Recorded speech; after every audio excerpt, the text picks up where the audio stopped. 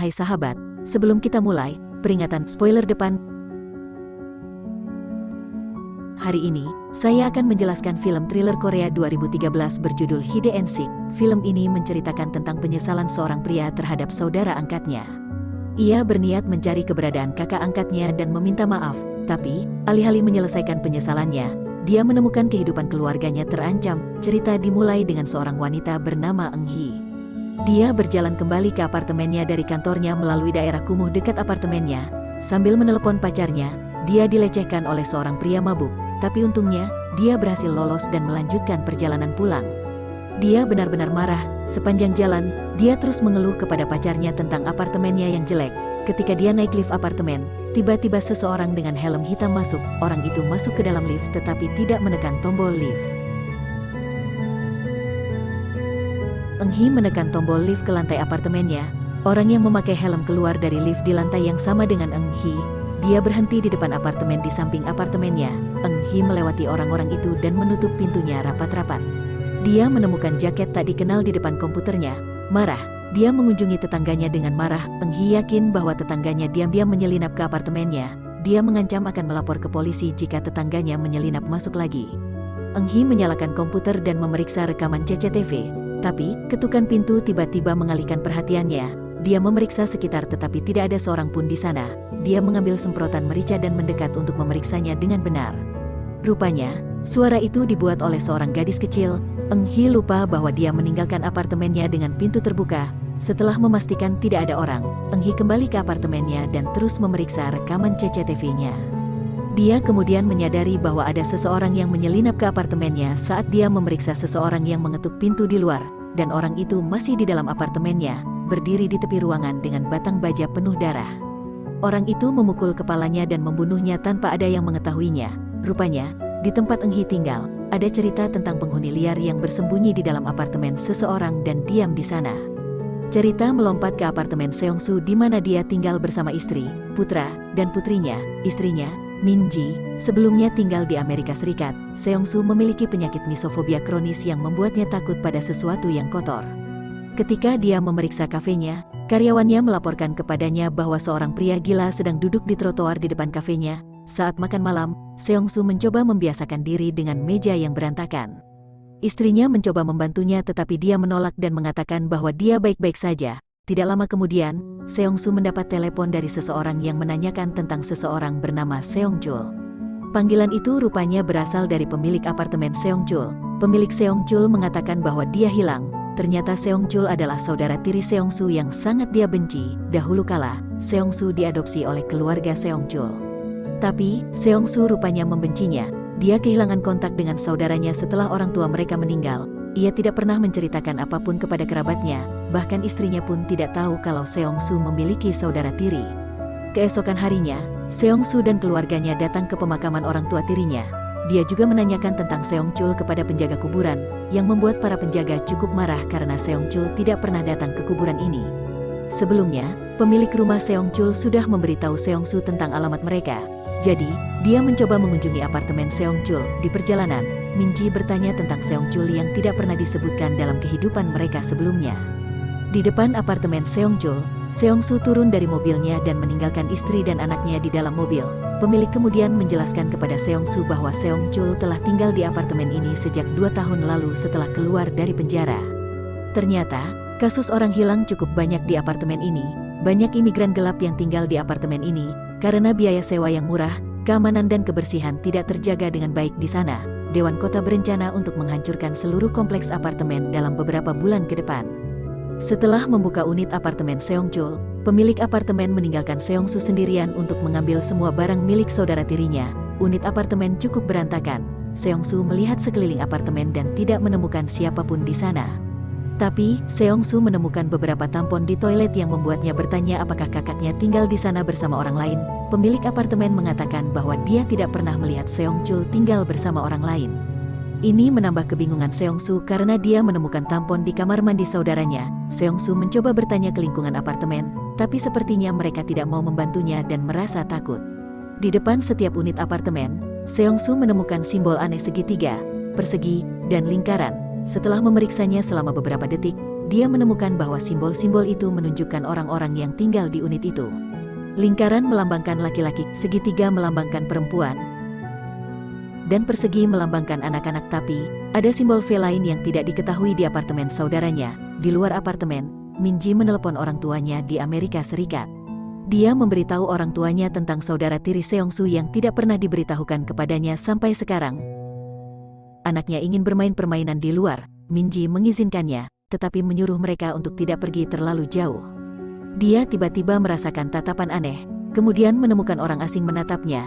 Dia membuang muka dan menemukan orang asing itu pergi. Anaknya juga hilang dari pandangannya. Dia panik dan berlari keluar untuk mencari anaknya. Dia bertanya kepada seorang gadis kecil apa yang dia temukan di sana, tetapi gadis kecil itu malah tampak takut padanya. Tidak lama kemudian, ibu dari gadis kecil itu datang dan menyuruh Minji pergi. Dia kembali ke mobilnya dan menemukan anaknya di dalam mobil bersama orang asing itu.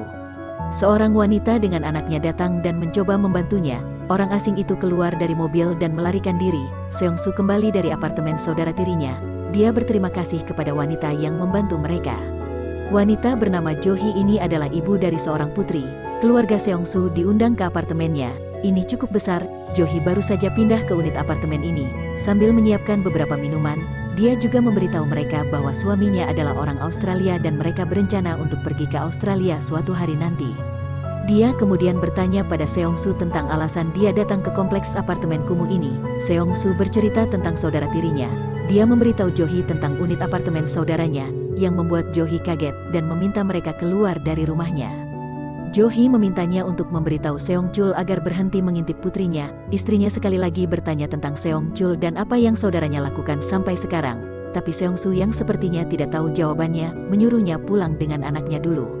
Sementara dia akan menyelidiki saudaranya lebih banyak dalam perjalanan pulang, Minji merasa seperti diikuti oleh seseorang. Di sisi lain, Seongsu tidur di apartemen saudara tirinya. Tetapi ketika dia mencuci tangannya, dia mendengar suara aneh. Dia yakin itu Seong-chul, tetapi dia tidak menemukan siapapun saat memeriksa di sana. Dia kemudian menemukan bahwa kunci apartemen dan teleponnya hilang dari mantelnya. Seongsu kemudian mendengar suara lain dan ketika dia memeriksanya, dia menemukan jalan rahasia di samping apartemen Seong-chul. Dia melewati jalan rahasia dan keluar ke unit apartemen lain. Unit itu dimiliki oleh Eung-hee, gadis yang terbunuh di awal film. Di sana Seongsu menemukan jenis pakaian yang sama dengan yang ada di apartemen Seong-chul. Pada saat yang sama, Minji kembali ke apartemennya. Ketika dia berjalan ke lift, dia bertemu orang asing dengan helm full face dan jaket hitam mengikutinya ke apartemen. Orang-orang itu juga memiliki kunci untuk masuk ke bagian lift. Minji takut, tetapi tetap positif dan masuk ke lift. Awalnya, pria berhelm itu tidak menekan tombol lantai. Di depan apartemen mereka, Minji enggan menekan kata sandi mereka. Anaknya mengira ibunya lupa kata sandinya dan mengatakannya dengan lantang. Minji menghentikan putrinya, lalu memeriksa apakah masih ada orang di sekitar sana. Untuk mencegah hal buruk, dia mengubah kata sandi apartemennya. Tidak lama kemudian, Minji mendapat info bahwa dia mendapat kiriman di pusat keamanan. Dia pergi ke pusat keamanan apartemen. Minji mendapat telepon dari Seongsu, yang dengan panik menyuruh Minji untuk tinggal di apartemen mereka sampai dia pulang.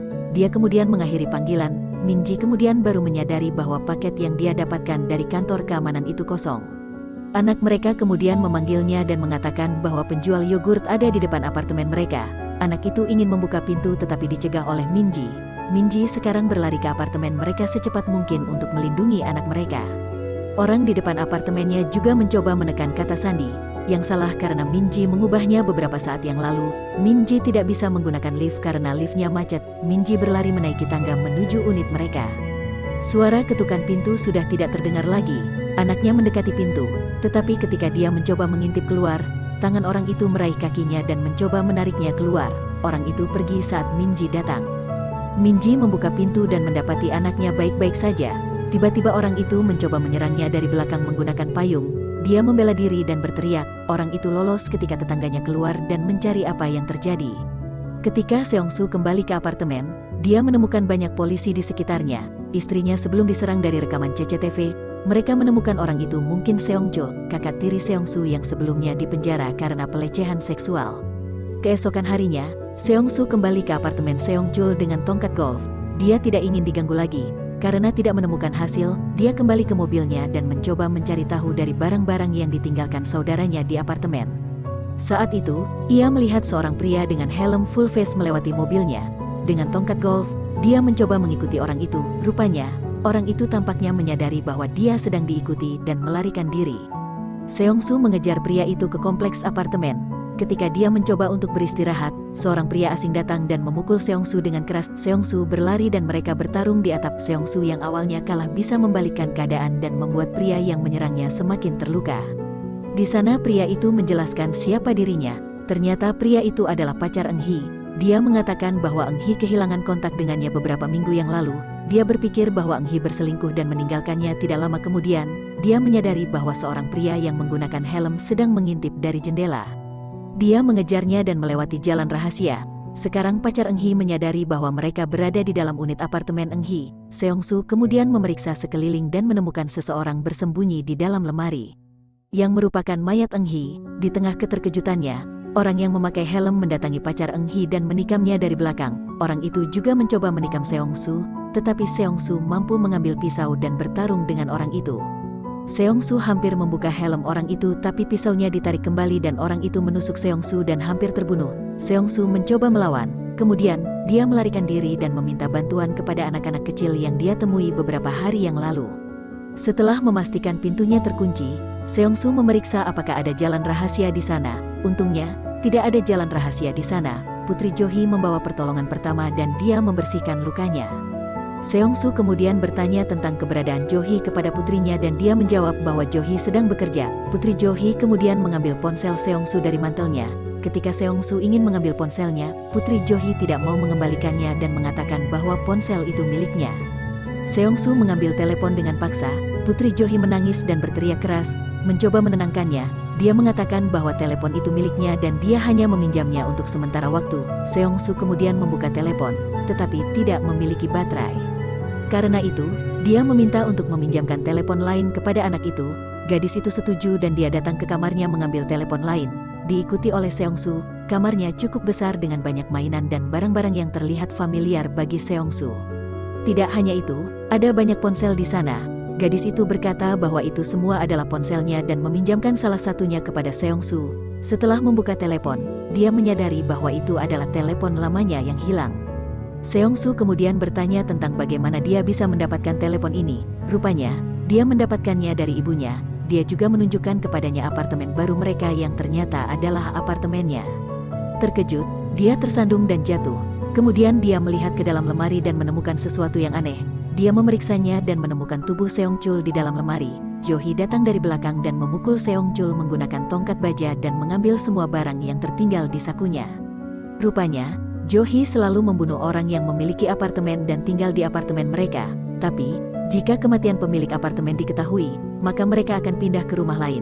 Jo-hee meminta putrinya untuk bersiap pindah ke rumah baru mereka.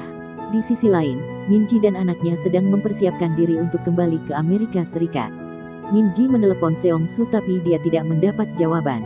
Mereka bersiap untuk kembali ke Amerika Serikat dan meninggalkan rumah mereka, sementara Jo-hee dan putrinya bersiap untuk pindah ke rumah Seong-su. Mereka berjalan langsung ke apartemen Seong-su karena mereka memiliki kuncinya.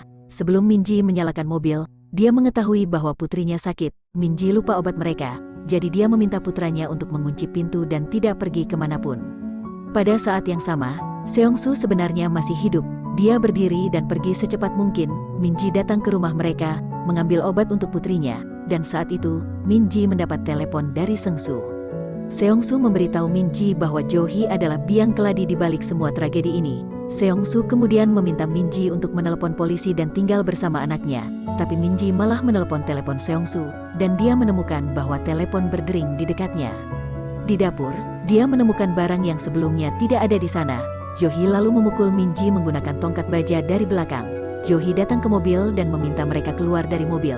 Dia mengatakan bahwa ibu mereka keluar sebentar untuk melakukan beberapa tugas. Anak itu ragu-ragu untuk keluar karena anak itu menemukan bahwa Jo-hee menggunakan mantel ibu mereka. Jo-hee menjadi marah dan memaksa anak itu untuk turun dari mobilnya. Kemudian dia menyadari bahwa dia memiliki kunci mobil di dalam mantelnya. Dia membuka mobil dengan kunci itu. Anak itu melarikan diri menggunakan pintu dari sisi lain. Seong-su sekarang berada di apartemen dan tidak bisa masuk karena dia tidak memiliki kuncinya lagi. Dia mencoba masuk dari ruang bawah tanah dan mendengar anak mereka berteriak. Dia mencoba mengejar Jo-hee. tapi kakinya yang terluka menghalanginya. Anak-anak lari ke lift, hampir tertangkap, tapi berhasil menutup pintu lift sebelum Jo-hee bisa menangkap mereka. Anak itu kembali ke rumah dengan selamat, tapi Jo-hee mencoba membuka pintu apartemen dengan paksa.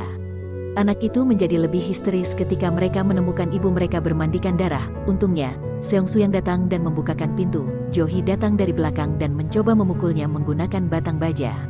Mereka berkelahi di lorong. Seong-su membalikkan keadaan dan sekarang Jo-hee mencoba melarikan diri. Seong-su mencoba membangunkan istrinya. Dia kemudian mengambil batang baja dan mencari Jo-hee di sekitar rumahnya. Dia mencarinya di bawah tempat tidur, tapi sayangnya, dia ada di tempat tidur lain. Mengambil tongkat baja dan memukul Seong-su dengan tongkat baja. Anak itu mencoba menghentikannya, jadi dia mengejar mereka. Saat hampir tertangkap, Min-ji terbangun dan memukul Jo-hee dari belakang. Sayangnya, Jo-hee masih terjaga dan memukul balik Min-ji menggunakan tongkat baja. Jo-hee kemudian marah karena sekarang rumahnya berantakan. Dia berteriak dan meminta anak itu untuk keluar. Dia kemudian mendengar beberapa suara di lemari. Dia mendekati lemari. Seong-su kemudian menelpon Jo-hee dan memintanya untuk tetap tenang. Jo-hee mencoba memukul Seong-su, tapi dia menyalakan korek api dan bersiap untuk membakar rumah. Jo-hee menjadi enggan karena takut rumahnya terbakar. Polisi datang dan memaksanya melanjutkan serangan terhadap Seong-su dengan mencekiknya. Seong-su mengambil korek api dan melemparkannya untuk membakar rumah. Jo-hee menjadi histeris dan mencoba memadamkan api. Dia mencoba untuk menghentikan api tetapi terjebak di dalamnya juga. Detektor api menyala dan polisi berhasil membuka pintu. Polisi datang ke rumah dan menyelamatkan kehidupan keluarga Seong-su. Cerita berakhir dengan Seong-su mengubur tubuh Seong-chul di tempat yang lebih baik. Apartemen mereka dijual kepada pemilik baru yang sudah pindah ke sana segera setelah mereka keluar. Di sana, putri Jo-hee masih terjebak dan bersembunyi di dalam lemari. Cerita berakhir dengan rumor yang sama menyebar tentang penghuni liar yang tinggal di apartemen orang lain di kompleks apartemen itu. Pastikan Anda subscribe dan aktifkan notifikasi agar Anda dapat menonton lebih banyak video seperti ini. Terima kasih telah menonton, dan sampai jumpa di lain waktu.